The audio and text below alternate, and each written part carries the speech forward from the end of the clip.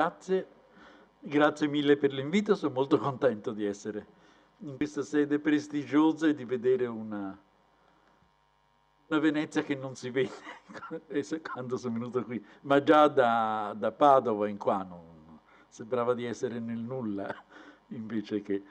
eh, se posso, così discutiamo, insomma, riflettiamo insieme, non tanto si può ripetere, ma cose di questa matrice possono accadere in forme ovviamente diverse, verso gruppi di persone ovviamente diversi, cioè non una reiterazione esatta come il recidivo che torna a rubare nello stesso albergo, allo stesso piano perché c'è la suite, ci sono le dame che tengono i gioielli nel nécessaire, non so come dire, però si può, in quel senso no, però si può ripetere per un motivo in fondo molto semplice.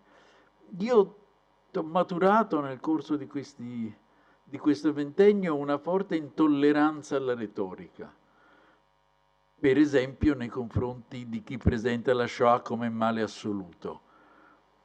La Shoah è stata una cosa realizzata da uomini, anche da qualche donna, ma particolarmente da maschietti, umani, terreni, realizzata così come tutti noi realizziamo una qualsiasi cosa di qualsiasi tipo, non ha niente di assoluto. Dire, quando qualcuno dice alla radio, sui giornali, la Shoah è un male assoluto, mi dà noia perché allora vuol dire che è quasi disumana, è quasi non accaduta, è quasi non frutto dell'azione dell'uomo. La Shoah invece è accaduta e, cosa interessante e difficile da trasmettere ai ragazzi a scuola, fu sperimentale, cioè fu un qualche cosa che crebbe e si sostanziò, non so come dire, nel corso del suo svolgimento. Nel 1933, quando si formò il primo governo a guida nazionalsocialista a Berlino, non era nelle cose, non era nella prospettiva il progetto di uccidere uno per uno tutti gli ebrei europei. È un progetto che matura nelle teste dei decisori, ma che matura durante la prima fase della persecuzione. Anche questa sperimentalità, per paradossale che possa essere, la umanizza. Quindi non è un progetto calato dall'alto, imposto da qualche deità, è un qualche cosa... eh, pensate per esempio che nell'estate del 1938 viene organizzata all'interno del Ministero dell'Interno italiano la Direzione Generale per la Demografia e la Razza, che ha di pari livello rispetto alla Direzione Generale della Pubblica Sicurezza e, all'epoca ne faceva parte, alla Direzione Generale della Sanità, che non era un ministero autonomo. Quindi, e parallelamente nel Ministero della Cultura Popolare si viene costituito un ufficio razza. Ora, la cosa interessante è che uno dei primi atti dell'ufficio razza, del Ministero Cultura Popolare, del Minculpop, è scrivere alla Demorazza, Direzione Generale per la Demografia e la Razza, chiedendo le fotografie degli ebrei firmatari del manifesto Croce. Cioè in qualche modo si vede che ancora non esiste un concetto di razza e di razzializzazione ben preciso, le chiedono alla polizia perché sanno, le chiedono alla demorazza perché le chieda alla PS, alla pubblica sicurezza, perché sanno che gli antifascisti hanno il cartoncino di schedatura con tanto di fotografia. Loro ne vogliono copia per vedere cosa. Hanno in mente, non lo so, contare, non c'è nessuna carta, quelli per fortuna sono tutti morti, volevano contare la dunchezza del naso o la ricciolatura dei capelli, volevano le fotografie dei firmatari, alcuni erano già morti in quei 3 lustri, per studiarle perché erano convinti che gli sarebbero state loro di utilità. Dunque, Lei mi dice 5 minuti prima, perché no, no, lei mi dice fra 5 minuti Sarfatti, chetati perché se no io vi tolgo la parola. Chi mi conosce sa che quando inizio a parlare prevarico è la mia indole, non voglio farlo, per cui sarò attendo da lei un segnale degli ultimi minuti. Dunque, Shoah è una parola ebraica che significa catastrofe, disastro, distruzione. Eh, dell'antico vocabolario ebraico che continua a far parte dell'attuale vocabolario ebraico, perché nell'ebraico non è successo quel che è accaduto, per dirla breve, fra il greco antico e il greco moderno, né tantomeno fra il latino e l'italiano.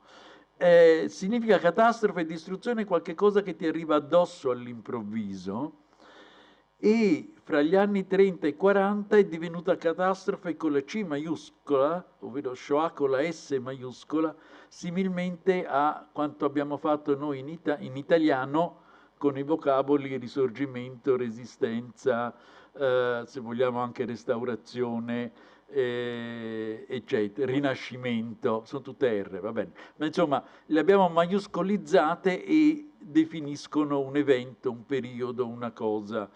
Eh, per alcuni storici Shoah si riferisce, comprende specificatamente il periodo dello sterminio generalizzato, dal 1941 al 1943.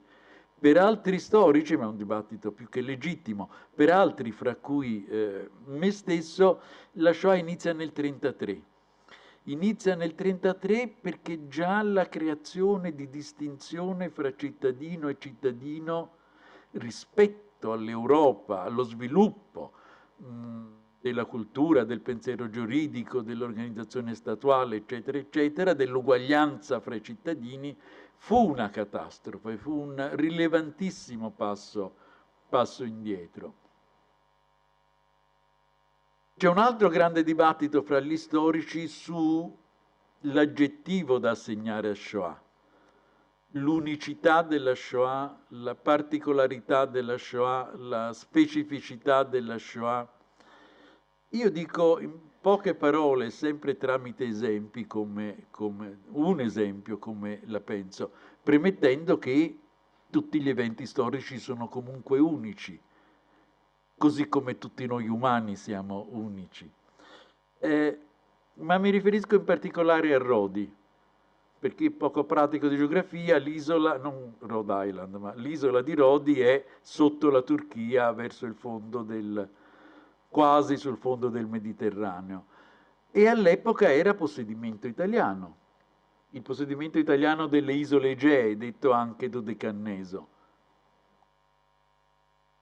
Bene, nel luglio 1940 la polizia tedesca nazista presente nell'isola rastrella tutti gli ebrei ivi presenti, circa 2000, li mette su delle navi, li porta al Pireo, il porto di Atene, lì vengono sbarcati, stanno qualche giorno in carcere, poi vengono fatti salire su un treno che risale tutti i Balcani, attraversa l'Europa centrale e finisce ad Auschwitz.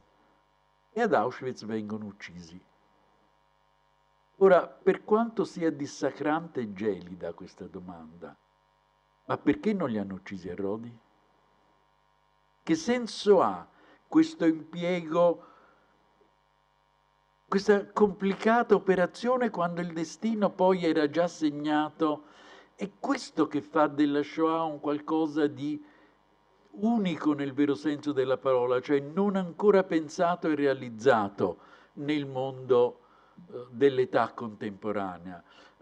Se dovessi elencare, in questa operazione c'è una strana mistura di odio, indifferenza, esaltazione, banalizzazione, tecnologia, burocrazia, ideologia, capacità manageriali, disponibilità di risorse proprie, brama delle risorse ebraiche, attribuzione di valore alle persone, questo lungo trasporto di giorni e giorni, e un valore, perché se no, è però un valore che veniva negato radicalmente al momento dell'arrivo. È un insieme che lascia quasi stupiti prima ancora che esterrefatti e feriti. Ma in questo senso, per quello che riguarda me, il dibattito, ripeto, è aperto. La definizione di unicità della Shoah è figlia di una comparazione storica e non perché non potrebbe essere un ostacolo frapposto per evitare una qualsiasi forma di comparazione. Iniziò nel 1933 con le prime leggi antiebraiche, subito dopo l'ascesa al governo della coalizione guidata dal Partito Nazionalsocialista dei Lavoratori Tedeschi, questo è il nome completo. Vennero subito varate alcune norme antiebraiche che poi vennero rafforzate ed estese nel 1935 con le note famose leggi di Norimberga. Nel 1938 accade che le legislazioni antiebraiche, diverse l'una dall'altra, vengono emanate in Romania, in Ungheria, in Italia, l'anno seguente nella Slovacchia che è diventata indipendente, vengono ovviamente estese all'Austria che è stata annessa al Terzo Reich. Insomma, quando iniziò la Seconda Guerra Mondiale nel 1939, l'antisemitismo di Stato era divenuto una delle caratteristiche del continente. Non generalizzo, ce n'erano tante altre, c'era anche una legislazione antisemita nella Francia democratica, quindi l'Europa era molto composita sotto tutti questi punti, mai generalizzare, ma era un dato di fatto, che non era più un solo Stato, erano un insieme di Stati che in modi diversi. L'Italia si aggiunse appunto nel 1938 e alle persone classificate appartenenti alla razza ebraica, e il concetto di razza fece ingresso anche, se c'è qualche giurista qui, nel terzo comma dell'articolo 1 del nuovo libro primo del Codice Civile. La razza è entrata, la razza come concetto e quindi come questione, principio normativo, è entrata a far parte del Codice Civile, quindi l'importanza che il regime assegnava a questa novità. Le persone furono classificate appartenenti alla razza ebraica o appartenenti alla razza ariana e ai primi fu vietato di tutto di più. Non potevano essere impiegati dello Stato, non potevano allevare piccioni viaggiatori, non potevano scrivere sui giornali, non potevano essere saltimbanchi, ognuno ha o una norma di legge o una circolare amministrativa, non potevano possedere apparecchi radio, non potevano avere proprietà immobiliari oltre un certo limite, non potevano far parte di società di canottaggio, non potevano essere veterinari e piano piano il campo di ciò che era possibile, lecito, giuridicamente autorizzato fare si restringeva sempre di più. Questo è il periodo che chiamiamo appunto, come anticipato, la persecuzione dei diritti, una serie di norme che vietano tutto quello progressivamente.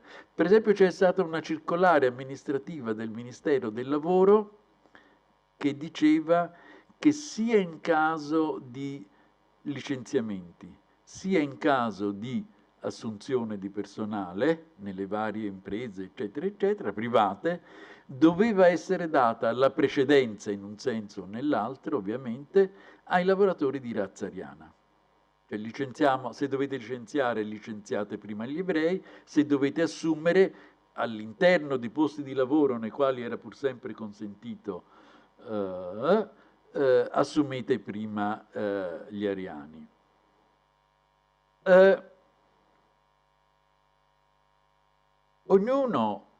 Ogni ministro lavorò e creò, applicò le leggi generali che lui stesso aveva approvato, perché la gran parte di esse sono sotto forma di decreto legge che quindi viene varato dal Consiglio dei Ministri. il Parlamento era ridotto a un qualcosa di ridicolo oramai. Anche nel Senato del Regno, con nomine vitalizie da parte del re e con molti senatori nominati prima dell'avvento del fascismo, anche nel Senato del Regno ci fu l'approvazione al momento della conversione in legge dei decreti legge, ci fu il voto a grandissima maggioranza. Le persone che più, no, le adesioni più forti si riscontrarono fra i giovani intellettuali e fra i giovani studenti.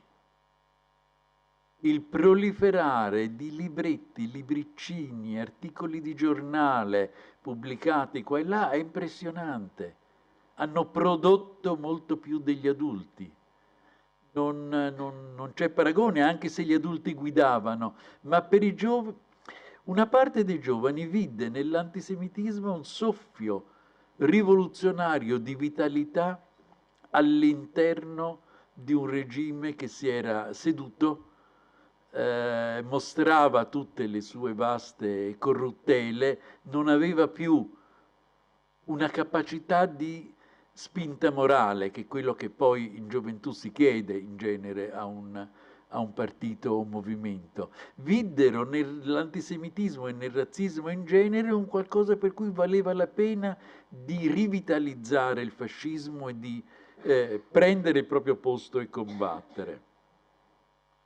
La svolta verso lo sterminio, cioè verso la persecuzione delle vite, fu creata, ideata nel gruppo dirigente della Germania nazista con un ruolo principale di Adolf Hitler, ma che non era solo, anche perché si era scelto alti gerarchi, ministri e collaboratori consoni a lui stesso, però fu anche quello un portato collettivo e maturò all'interno della prima immensa strage di ebrei avvenuta dopo la rottura del patto Ribbentrop-Molotov, cioè nel giugno 1941 al momento dell'invasione della restante parte della Polonia e poi dell'Unione Sovietica. Fra il 29 e 30 settembre 1941 a Babi Yar, che è un sobborgo è non lontano da Kiev, in un giorno e mezzo vennero uccisi oltre 30.000 ebrei. È l'eccidio il più vasto che sia stato registrato dalle cronache degli storici. 30.000 persone in un giorno e mezzo, una roba di una vastità. Prima, non voglio fare paragone rilevante, ma prima lei forse mi diceva che sono 30-40.000 i residenti veri di Venezia. È come passare per le armi tutta la parte di città, turisti e conferenzieri esclusi, per dare un'idea della grandezza, della vastità della cosa. E durante questa fase viene deciso di procedere allo sterminio sistematico e qui entra in ballo la modernità. Perché mentre proseguono le stragi di tipo barbarico, cioè con il sistema Caino-Abele, anche se con armi da fuoco moderne, ma l'uccisore che vede in faccia l'ucciso e gli spara contro è una modalità ancestrale, viene inventata e implementata una seconda modalità che è quella di creare camere stagne nelle quali far andare i morituri, i moriendi, e riempirle di una sostanza benefica, però questa sostanza deve essere particolare perché qualcuno la deve portare là, quindi nel momento del trasporto deve non esalare gas letali e li deve esalare solo nel momento in cui le scatole vengono aperte e buttate. Insomma, la tecnologia, la modernità, è qui la questione che ogni tanto viene posta su cosa siamo. E accanto a quella una questione che nasce come roba di igiene, ambientale, ma che fa parte però di questo perverso meccanismo che è lo smaltimento dei corpi. Cosa facciamo di fronte a un macchinario che mi produce centinaia di morti al giorno? Faccio dei corpi. Lì, siccome in Germania è molto, spesso nel nord Europa è molto più usato rispetto all'Italia e altri paesi la pratica della cremazione, è venuto, credo io, quasi naturale pensare, va bene, adoperiamola invece che come prassi cimiteriale ordinaria, adoperiamola per bonificare e impedire, ma a chi? Alle SS che lavorano nel campo, incappare in qualche tipo di malattia o addirittura di epidemia per via del, a seguito, scusate se sono cose gelide, ma questa è la sostanza della Shoah, che non viene spesso raccontata perché noi abbiamo un bellissimo libro di testimonianza, ma di una persona che non l'ha vissuta. Chi ha vissuto, Primo Levi, perché chi ha vissuto il succo, il concentrato della Shoah, non ha mai potuto testimoniare cosa è stata. L'80-90% a seconda dei convogli di deportazione che arrivavano ad Auschwitz, c'erano anche altri campi, ma qui parliamo di Auschwitz, veniva mandato immediatamente alle camere a gas. E di loro ovviamente, ma Messier della Palisse, ovviamente non abbiamo nessun tipo di testimonianza, ma quella è la realtà. Quello che ha di bello, di drammatico e di interessante la testimonianza di Primo Levi è che ci apre delle finestre ogni tanto su cosa accadeva nell'altra parte.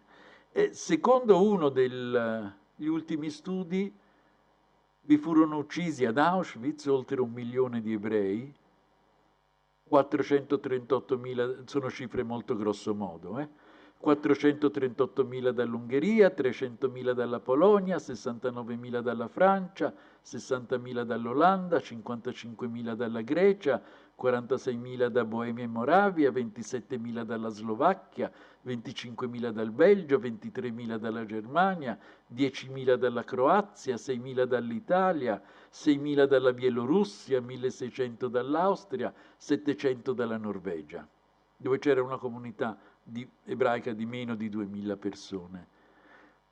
Per questo si dice che per certi aspetti l'Europa unita nacque in Auschwitz, in quell'epoca, con altri scopi, con altri fini, da parte di altri decisori, di altri attori, ma questa è stata l'Europa unita più ancora delle esperienze delle guerre napoleoniche o non so di cos'altro. E cos'è quindi Auschwitz?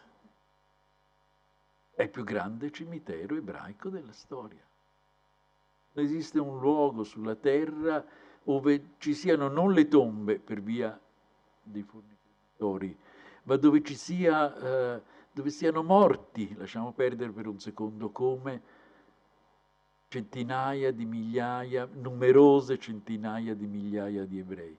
Ma è anche, no, è per questo che se voi guardate dei programmi televisivi con visite odierne ad Auschwitz, vedete gli ebrei con delle persone con la kippa in testa, con la papalina. Perché un ebreo entra in un cimitero ebraico con il capo coperto. Perché quello è un cimitero. Oggi è divenuto, è stato trasformato, si è voluto farlo essere, ma è anche il più grande cimitero dell'umanità.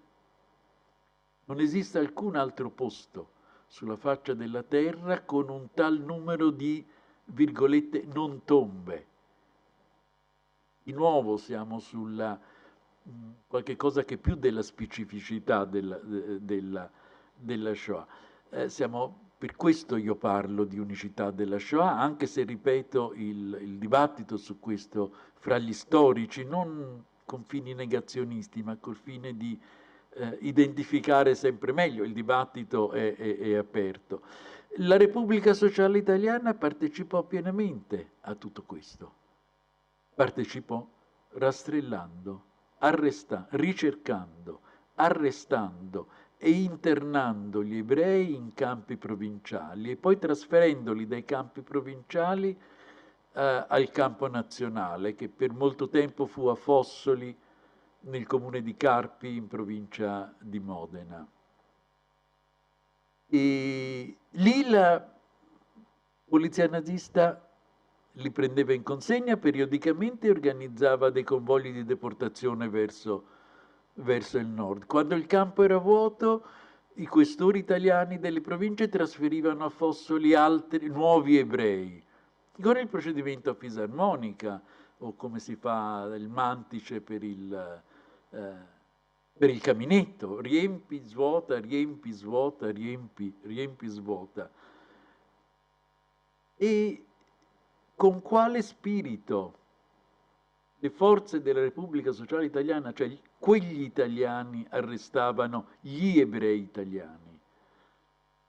Vi leggo, perché secondo me i documenti sempre dicono molto, un rapporto del 12 dicembre 1943 del comandante della Legione Monterosa della Guardia Nazionale Repubblicana Confinaria, che scrisse al capo della provincia di Como, virgolette, siamo nel nord sotto la Svizzera.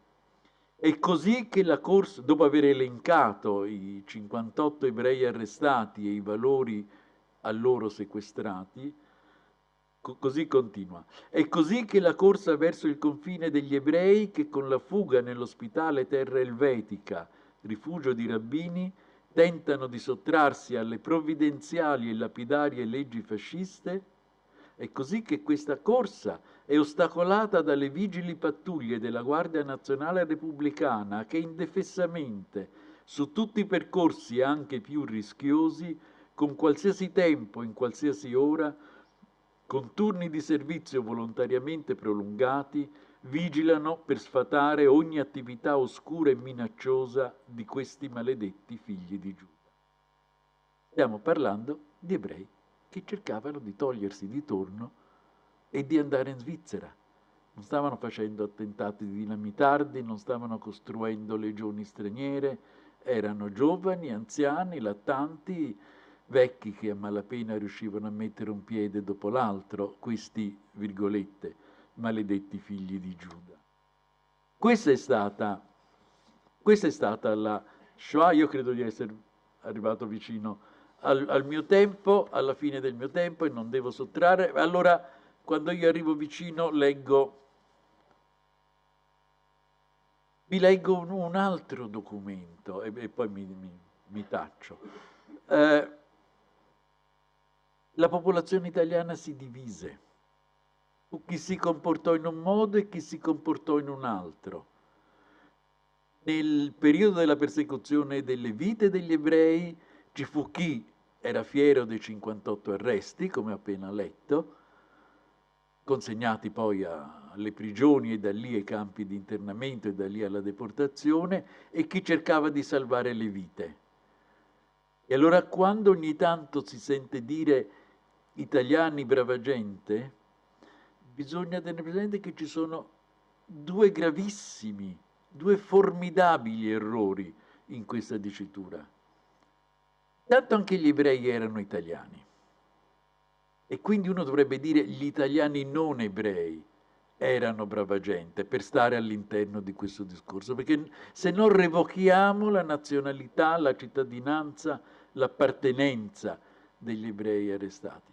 E poi non si può dire italiani non ebrei brava gente, perché se mettiamo in un'unica definizione chi arrestava e chi sottraeva all'arresto, noi facciamo un torto colossale alle persone che sottraevano all'arresto.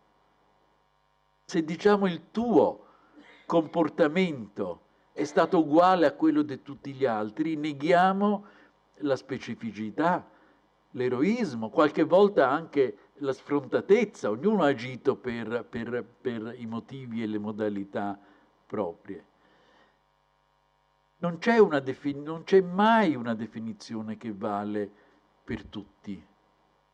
Anche quando qualcuno dice i tedeschi hanno fatto la Shoah, l'élite culturale democratica della Germania fu assassinata nel campo di Dachau dal 33 al 35 e quelli erano tedeschi.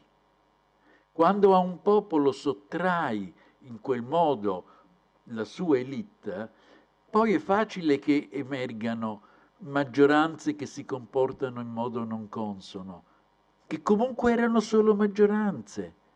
Ci sono stati tedeschi che hanno disertato e hanno partecipato alla resistenza in Italia, c'è stato di tutto, quindi mai usato. L'altra questione dell'ultima, scusatemi se, è il cosa è successo nel 38-43, durante quello che si chiama il periodo della persecuzione dei diritti.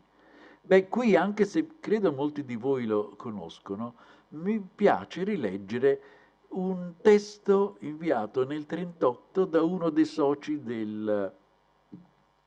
dell'Istituto Veneto di Scienze, Lettere ed Arti, Benedetto Croce. Nel settembre del 1938 il Ministero dell'Educazione Nazionale, che era competente, inviò a tutte le accademie nazionali, regionali e provinciali un foglio perché venisse censita razza e religione di ogni socio. Croce risponde così, 21 settembre 38, e con questo davvero mi cheto, ve lo leggo, virgolette. Gentilissimo collega, sta rispondendo a Luigi Messedaglia, ricevo oggi qui, lui era vicino a Biella in quel periodo, il questionario che avrei dovuto rimandare prima del giorno 20. In ogni caso io non l'avrei riempito, preferendo di farmi escludere come supposto ebreo. Ha senso di domandare a un uomo che ha circa 60 anni di attività letteraria e ha partecipato alla vita politica del suo paese dove e quando esso sia nato e altre simili cose? Il questionario diceva dimmi razza e religione di te, del babbo, della mamma e del coniuge. E lui lo sintetizza così. L'unico effetto di questa dichiarazione richiesta, di farmela compilare, sarebbe di farmi arrossire, costringendo me, che ho per cognome Croce, e questo lo scrive tutte le lettere maiuscole, all'atto odioso e ridicolo insieme di protestare che non sono ebreo, proprio quando questa gente è perseguitata. Mi abbia con molti saluti suo devotissimo Benedetto Croce. Qui c'è, e a me piace questa cosa, cioè lui non solo ironizza sul proprio cognome, quando uno ironizza sul suo cognome a me sta simpatico perché è un bello spirito da sentire, no? Dar la croce addosso a questa gente. Ma lui non gli viene chiesto di fare una dichiarazione antisemita. Lui si rifiuta di compilare un questionario del cavolo la quale operazione di questionari ha lo scopo di individuare e isolare gli ebrei per poi espellerli dall'istituto, a questo istituto. E qui c'è la capacità di pensare. È vero che lui era grande cervello. Quello che dispiace è che di atti pubblici nel 1938 da parte di italiani non ebrei, pubblici, questo era semipubblico, cioè indirizzato a un istituto, non ne abbiamo. Abbiamo molte pagine di diario, abbiamo alcuni articoli che però poi scritti su una rivista il cui direttore aveva una moglie ebrea, ma di atti che non c'è niente di male, figuriamoci, ma di atti di persone totalmente estranee all'ebraismo che si tirano fuori e contestano la persecuzione stessa, non ne abbiamo. E questo è il peso che ci portiamo dietro. Continuiamo a portarci dietro e in virtù del quale sono necessarie queste giornate di riflessione. Basta, chiedo scusa per il tempo